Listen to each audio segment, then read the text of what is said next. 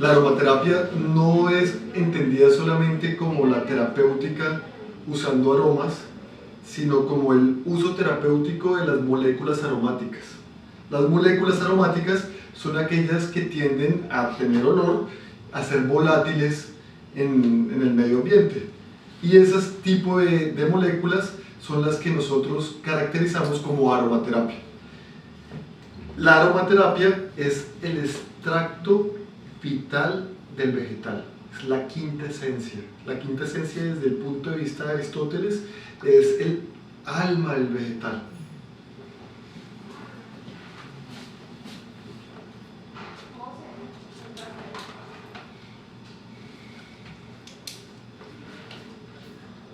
Todos los extractos son de origen vegetal. Igual, no sé si vieron la película del perfume que sacaban el extracto aromático de una mujer. Sí, el libro de Patrick Süskind, ¿no te lo leíste? No. Es exquisito ese libro, de los libros más chéveres. Es una persona que, no me acuerdo el nombre del protagonista, es muy olfativo, entonces siente mucho los aromas, y el aroma de una pelirroja virgen le parecía exquisito. Entonces él usó un método de conservación de los olores para poder usar el olor de esa mujer. Se podría llegar a sacar, pero normalmente se comprende que los aceites esenciales son derivados de la madre naturaleza, de los frutos de la madre naturaleza, de los frutos vegetales. Nuestro cuerpo biológico, si bien es cierto, está formado por un ADN, y ese ADN es ese grupo de pares de bases que forman un lenguaje de vida, y ese lenguaje de vida está en total unión con el entorno. Ese lenguaje de vida, ese ADN, se relaciona con la exposómica. La exposómica son la red de estímulos internos y externos a los cuales un sistema biológico se desarrolla.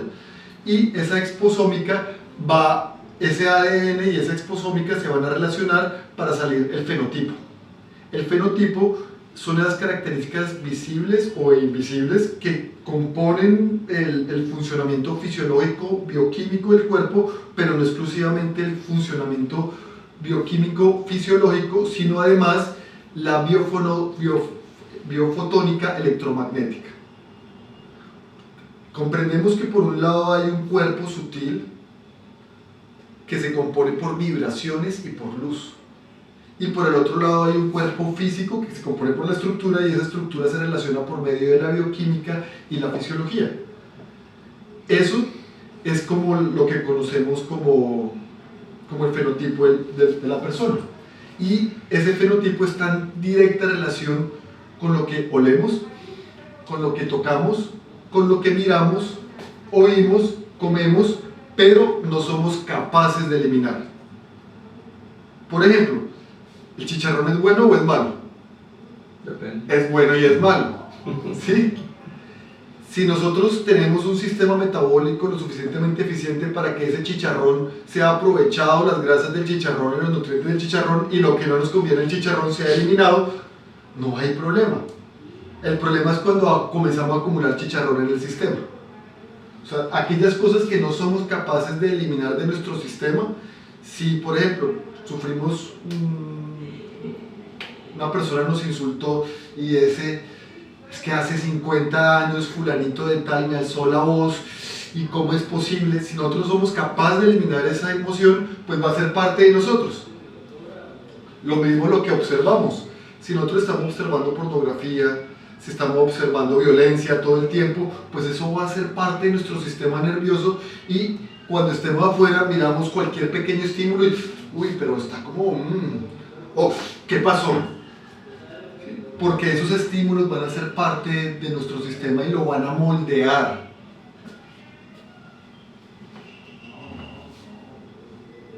Especialmente exquisitos los aromas. Esos aromas nacen de la madre terrenal, de nuestra madre tierra, y nuestra madre tierra está conformado por los elementos de la madre tierra. El agua, aquellos fluidos, el líquido cefalorraquídeo, la sangre, la orina, han nacido del agua de nuestra madre terrenal, han nacido de los senos de las montañas que van serpenteantes hasta el mar. El aire ha nacido del aire de nuestra madre terrenal que fluye a través de los picos de las montañas y hacen un silbido y cuando está en los trigales los adormece.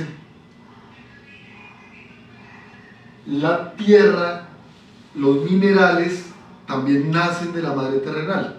Nuestros huesos son la representación de aquellos ídolos de las montañas. La carne no ha nacido ni de las vacas ni de los pollos. La carne de la madre terrenal ha nacido de los frutos amarillos y rojos que maduran de los árboles. Y los intestinos han nacido de los intestinos de nuestra madre terrenal. Nota. La unidad del sistema es lo más importante. Cuando hay una pérdida de la comunicación, una disrupción en esa unidad, es que florece la enfermedad. La enfermedad no se cuece, no se puede aflorar en un cuerpo que está en unidad. Cuando el hígado se separa de las demás partes del cuerpo, pues el hígado puede formar estatosis hepática, o un tumor, o una fibrosis, es porque está lejos de la unidad del cuerpo. La pérdida de la comunicación es la causa raíz de todas las enfermedades. Y el sistema psico-neuro-inmuno-endocrino, que comprende también el sistema biofotónico electromagnético, o sea, el psico-neuro-inmuno-endocrino no solamente de estructura y función, sino también comprende la luz y los campos electromagnéticos, es el que mantiene la unidad del sistema. Y aproximadamente el 70 al 80% de ese sistema psico-neuro-inmuno-endocrino nace del intestino. He ahí la importancia de la adecuada función de la lombriz, que de boca a ano forma el sistema intestinal. Y la aromaterapia que yo les voy a brindar, el enfoque que les voy a brindar, es principalmente para bioregular el sistema intestinal. Dentro del sistema intestinal, lo más importante es el microbioma. Hay 10 veces más especies de células bacterianas, de virus, a veces hongos, a veces parásitos, en nuestro sistema biológico. O sea, es un niño de 5 kilos en nuestro interior, más o menos. 100 veces más material genético en nuestros microorganismos que en nuestro cuerpo. O sea, la metabolómica, que es la forma en cómo el cuerpo metaboliza todos los estímulos externos e internos, depende principalmente de la integridad del microbioma. Cuando hay cuando hay un sobrecrecimiento de una especie microbiana y una disminución de los demás, eso es un equilibrio, un desequilibrio, y aparece la disbiosis. Y esa disbiosis es lo primero que nosotros tenemos que impactar si queremos mejorar cáncer, obesidad, hipertensión, lo que sea. Cuando con enfermedades mentales, la depresión, la ansiedad, guarda una directa relación con los intestinos. Tan es así que nosotros vemos que hay ciertas especies bacterianas, por ejemplo las especies tipo Clostridium, que causan violencia en las personas. Las personas que tienen las especies bacterianas tienden a ser mucho más violentas y les gusta más el consumo de carne y de azúcar. Las personas buscan más ese tipo de alimentos. Y es ahí donde principalmente yo uso los aceites esenciales. Los aceites esenciales son la herramienta terapéutica más acorde con la fisiología del cuerpo, pero yo la uso principalmente para controlar el microbioma. La luz y el aire que nos rodea han nacido de nuestra madre terrenal, y esos colores y esos sonidos son los que alimentan nuestro ser. Se me hay que limpiarle el hígado al gorila, nada, la lengua.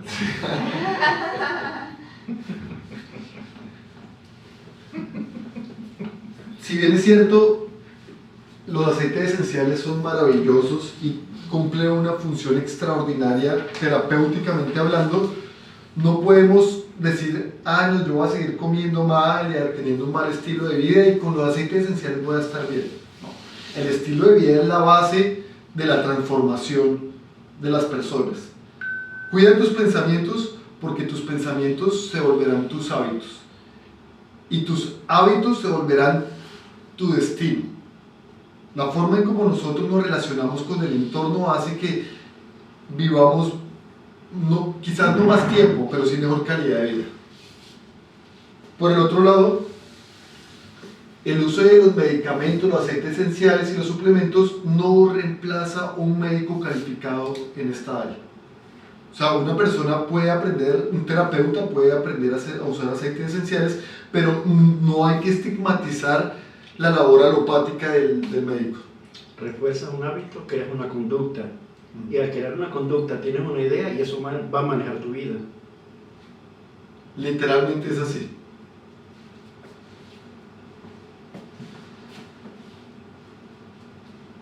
Cuando uno quiere restablecer la función del árbol, no se va a dedicar a pintar las hojitas. Las hojitas del árbol serían cada uno de los sistemas biológicos que ha fragmentado el conocimiento médico alopático. El gastroenterólogo no tiene ni idea de neurología, el neurología no tiene ni idea de gastroenterología, y la salud del cerebro depende de la salud del intestino. Y están directamente relacionados. Igual que el inmunológico. Si una persona tiene un problema inmunológico, hay que revisar el intestino primero. O sea, prácticamente que hay que volver al concepto hipocrático de si no sabes por dónde empezar, inicia por el intestino. Pero antes de eso, tenemos que cuáles son los factores ambientales, cuáles son esos estilos de vida, esos hábitos que las personas tienen en cuanto a sueño y relajación, ejercicio y movimiento, hidratación y nutrición, estrés y capacidad de recuperación y relaciones y redes. Esas son las raíces por las cuales se nutre todo el árbol. Esto directamente relacionado con los elementales. El elemento tierra es el elemento físico. El elemento físico es el que compone la estructura, el cuerpo físico de la persona. El elemento aire tiene que ver con los pensamientos. El elemento agua tiene que ver con las emociones. Y el fuego tiene que ver con la espiritualidad. Y la espiritualidad no entendido como una religiosidad que yo profeso ser cristiano o yo profeso ser musulmán. Eso no tiene sentido. Tiene sentido en la forma en cómo nos relacionamos con el entorno. Cómo tratamos a nuestro prójimo, cómo nos tratamos a nosotros mismos. ¿Qué te ayudó, José? ¿Qué pasa? Dele, tranquilo. Usted no se preocupe aquí que yo soy un técnico así de aire. El ingeniero. Los aceites esenciales se han usado desde tiempos de antaño. Más o menos hay registros históricos de 7.000 años antes de Cristo o antes del Mesías en India. Hace más de 5.000 años en Alambique, Pakistán, en la tumba de Tutankamón encontraron aceites esenciales y estaba ungido con aceite esencial de incienso y se conservaba el olor. O sea, más o menos unos 5.000 años, y a pesar de pasar todo ese tiempo, el aceite esencial conservaba sus características y olía la tumba. Los budistas, el incienso para la purificación, y los textos de medicina china que ampliamente usaban los aceites esenciales. Como ya les había mencionado, Aristóteles hablaba de la quinta esencia, que es la energía vital del vegetal, el alma del vegetal, esa comunicación, porque los aceites esenciales son los metabolitos secundarios de los vegetales. Los metabolitos primarios son los metabolitos constitutivos del vegetal, es lo que hace que el vegetal tenga la estructura y la función. Pero los metabolitos secundarios nacen para comunicarse, para que el vegetal pueda hablar con otras plantas, pueda hablar con los insectos o pueda hablar con las personas. Y esa comunicación es la que nosotros usamos.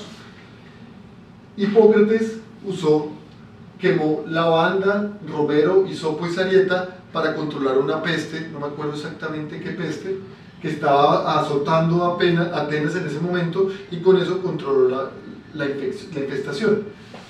Galeno y Citrón pues lo usaron ampliamente, y algo muy curioso es en la plaga de la peste negra en Europa había 3 ladrones que iban a las casas a robar a las personas que estaban muriendo.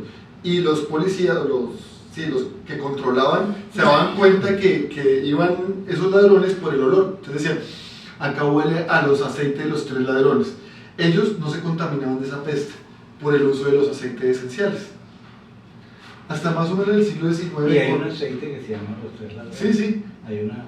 ¿Sí? Sí.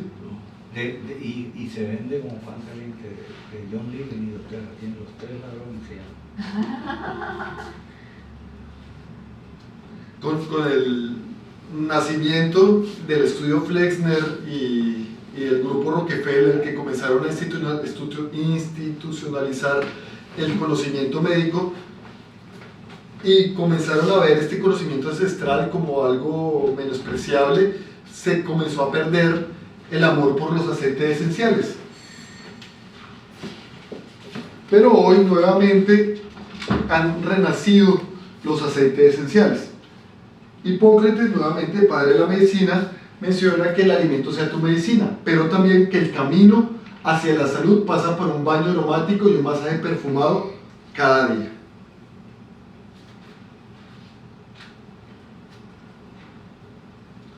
Lo que les había mencionado del genoma al metaboloma, hay una constante comunicación en la red de los sistemas biológicos donde hay múltiples nodos y esos nodos alimentan a otros. Los aceites esenciales modulan todo el sistema fisiológico, de arriba para abajo y de abajo para arriba. ¿Qué funciones cumple en la planta? Como ya les mencionaba, pues hay 2 tipos, en la inmunidad innata hay 2 tipos de moléculas que reconoce el sistema inmunológico, son los PAMs y las DAMs.